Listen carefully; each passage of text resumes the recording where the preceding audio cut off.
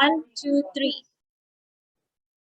Hi everyone, welcome to the Hunyah Show Queen to Queen. The Hunyah Show Queen to Queen is where queens discuss mental health and daily challenges.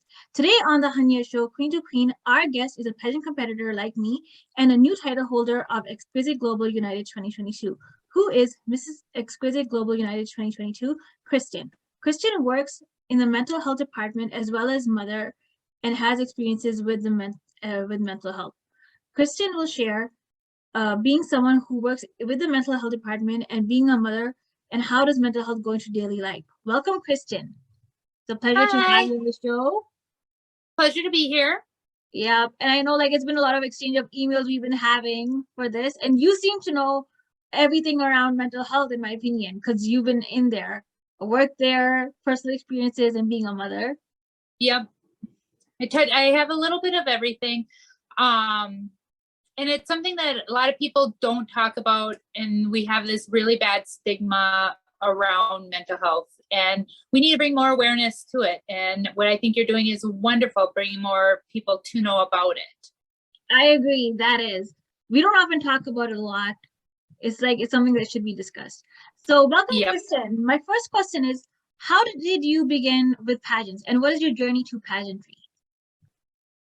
So my pageant journey started with my daughter. She started competing in our little local town pageant, which had maybe 5 girls in it. And she just loved it. And we went into bigger systems, and she has taken a little step back from it, from being on stage due to her mental health issues that she is going through right now. Being on stage is not conducive for her, though she does do the online ones, and she is actually the teen heart for Global United for 21-22. That's amazing. So she's one that inspired me. If she can do it, why can't I? And I feel parents, if with their kids in pageantry, they should at least take one step back and try putting themselves in it, in their children's shoes, because it takes a lot of mental abilities to do it. And I don't think parents really see it. They see their kids shine and they see how well they do, but they never see the mental stress that it puts on a child. And the child's not going to say anything. So this was me trying to put myself in her shoes, the old saying of walk a mile in another person's shoes. I agree. So, mental health does play a role when you're on stage, and especially it's obviously good to do something with your kids too. Yeah. With me, when I started with pageantry, I'm trying to get my sister to do it with me, but she's she doesn't like being on stage. With me, I love being on stage, so I can relate to you on that. Yep.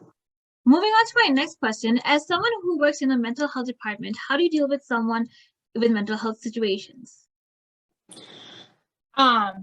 So when you're working with people with mental health, you need to, not every textbook situation is going to apply to that person. Everyone handles their mental health different. Their symptoms are different. And we need to understand that just because the book says, oh, if they have these symptoms, well, this is how you have to treat it. This is how this has to be done. It's not ABC anymore. It's A, F, G, F, K, how to fix these things or how to help treat them. Not fix, because you can't fix mental health. All you can do is give tools to them. You'll never be able to fix a mental health issue. You can just give tools to them. I agree. So you can't, it's harder if the person doesn't understand what triggers their problems, what is per se gaslighting, people call it nowadays, or triggering. I like the word trigger better. I know someone who their mental health and trauma issues, they can't deal with water. Their water freaks them out. This person loved water. They used to always be swimming, couldn't get them out of the showers or baths because they enjoyed that. And now that's their trigger, being wet, the anxiety of having to take a shower, to wash their hair, just sends them over, and that's their trigger. So having to, some people will be like, well, they just need to overcome it, but it's how they have to overcome it in their own tools is the thing. So it's baby steps. Instead of jumping in the shower to take a shower and wash the hair, let's wash the hair in the sink. It's less confining. So it's finding the tools that help them to overcome their issues, their trauma, their trigger.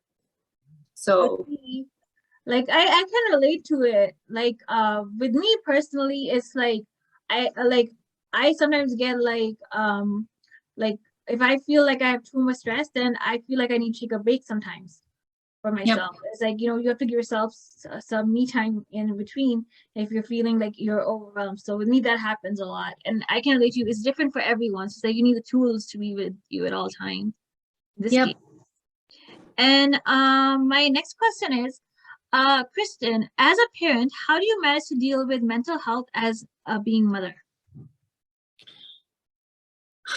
I've had to step back and look at what my triggers were. And I found I've worked in assisted livings, and I've worked in the mental health field. And I have deduced that the amount of stress that I take on from feeling the, not so much responsibility, but the need to be there for those people, to help them, to give them their tools, that I forgot my tools myself. And I would come home from work and I would just be this completely, how to put this, outrageous person that I didn't want my kids around me. I was snapping at them. I was snapping at my husband. I found out that I was bipolar, because I could be 1 minute happy and content, and the next something would happen and I'd be flying off the handles. And I found out that I couldn't be a mom to my children or a wife to my husband if I stayed in that position where I was, because my mental health was affecting everyone around me and affecting my loved ones. My children were kind of walking on eggshells around me, because we don't want to upset mom. We don't want to get her to go off the handles. They weren't coming to me. Our relationship suffered. And I had to take a step back and relook at who I wanted to be and where I wanted to be with my kids. And this all came around right when the pandemic hit. So I almost call the pandemic was a blessing in disguise, because I ended up staying home with my kids. I relooked at myself. I figured out what path I wanted to go on, so I could be the good mom and be there for them. Because if I couldn't help myself, I couldn't help them.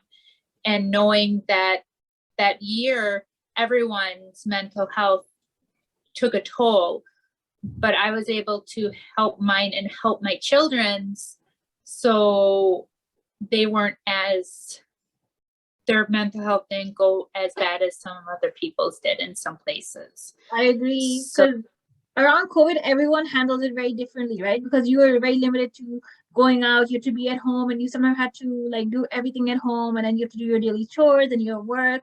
Like it takes a lot of time.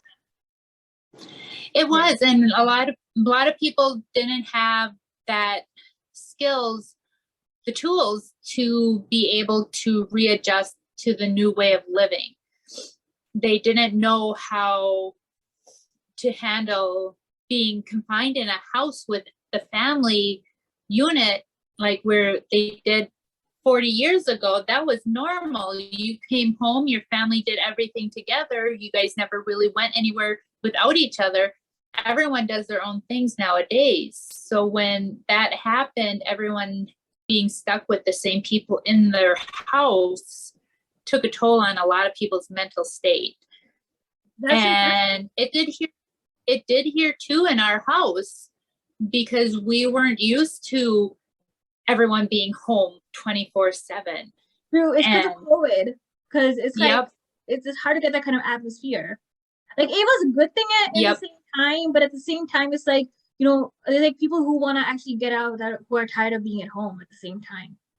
Yep. It was one of those where my husband wasn't used to the kids being home throughout the school day and him not being able to have his quiet me time like he normally would before work. Now he had the kids home 24/7. It took a toll, and it families had to adjust. So we came out on the other side a lot closer and stronger family, and I'm very thankful for that. That's interesting. And Kristen, moving on to my last question is, would you like to share your social media handles? Where can viewers find you if they ever want to contact you regarding any mental health situation? So right now, my main one that I'm always on is Facebook.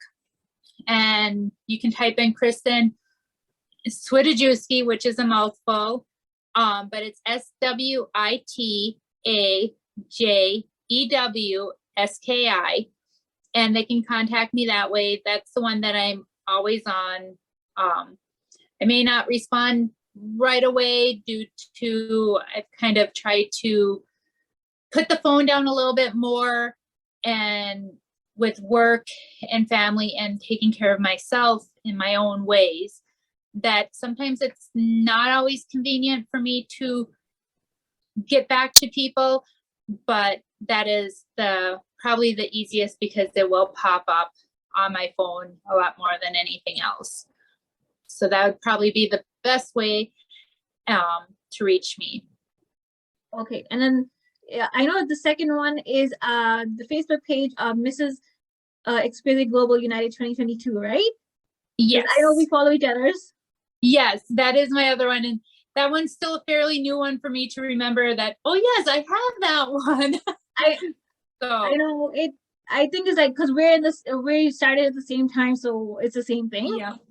Yes, and it's exciting, and I'm really thrilled to see what this year is going to bring for myself, for you, for all the other exquisite queens. True. So, and who knows, there might be another year of pandemic. No one knows right now, because they said they're opening stuff, they're closing stuff, so we don't know what's going on. So maybe it'll be another year of competing online. We don't know. We don't know. And knock on wood that it's not. Hopefully we all can get together this summer in July and have a great time and a fun time all together. So yeah. Okay, thank you everyone for watching the Hunyah Show. Be sure to follow Mrs. Exquisite Global United 2022, Kristen, and be sure to send Kristen a message or ad on Facebook on Kristen. Like if you have any questions. Yeah, and then be sure to follow the Hunyah Show, and be sure to subscribe to Official Hunyah Travels, and be sure to follow Miss Exquisite Global United 2022. And I hope to see you again, everyone, and bye everyone. Bye.